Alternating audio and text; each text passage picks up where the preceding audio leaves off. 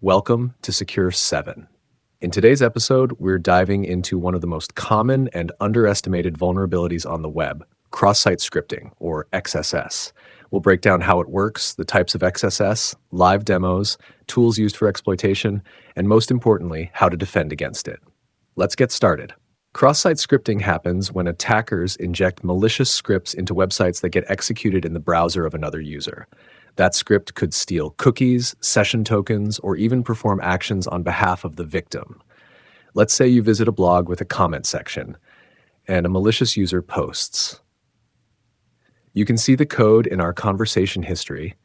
If the website doesn't filter this input, the script runs when others view the comment. Now imagine if instead of an alert, the attacker injects JavaScript to steal your session cookie and sends it to a remote server. That's serious. There are three main types of cross-site scripting. Stored XSS.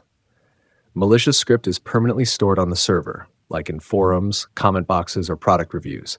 Every user who visits the page gets affected. Reflected XSS.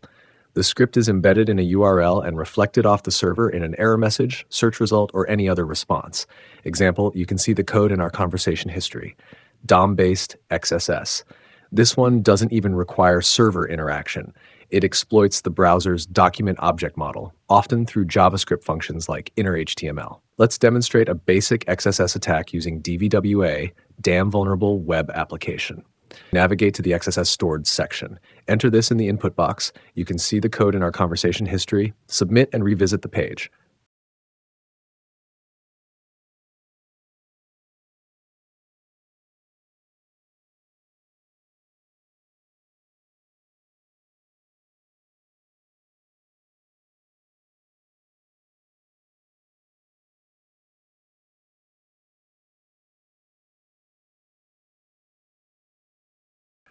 Boom, we see a pop-up. That's a stored XSS in action.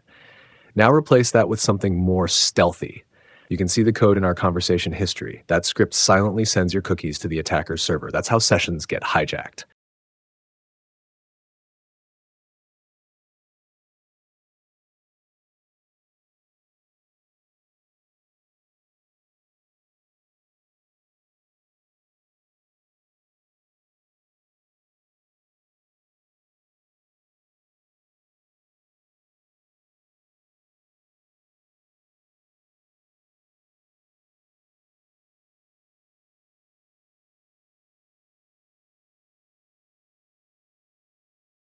Ethical hackers use to test for and exploit XSS vulnerabilities. Common tools: Burp Suite, intercepts and modifies HTTP requests. OWASP Zap, actively scans web apps for XSS. XSS Strike, automated tool for fuzzing and detecting XSS. XSS Hunter, great for blind XSS detection. Postman Curl for crafting custom payloads. So how do we stop XSS? Input sanitization, always filter user input. Strip or escape HTML tags and special characters like output encoding. Encode output based on where it's used: HTML, JavaScript, CSS, or URLs. Use secure libraries. Use libraries like DOM Purify to clean user-generated content. CSP, Content Security Policy. CSP headers can prevent scripts from running unless from trusted sources. HTTP-only cookies. Set session cookies as HTTP only so JavaScript can't access them. Framework features. Use modern frameworks like React or Angular. They escape output by default. Let's look at some real incidents. eBay. Persistent XSS in product listings allowed attackers to inject phishing pages. British Airways. XSS was used to steal payment info, leading to a major GDPR fine. Twitter. A self-retweeting worm spread via XSS in profile bios back in 2009. XSS isn't just a pop-up, it can cost millions. If you're into bug bounty, XSS is a goldmine. Tips: look for unsanitized input in search, comments, or profile forms. Try payloads like, you can see the code in our conversation history. You can see the code in our conversation history. Check for DOM XSS using browser dev tools.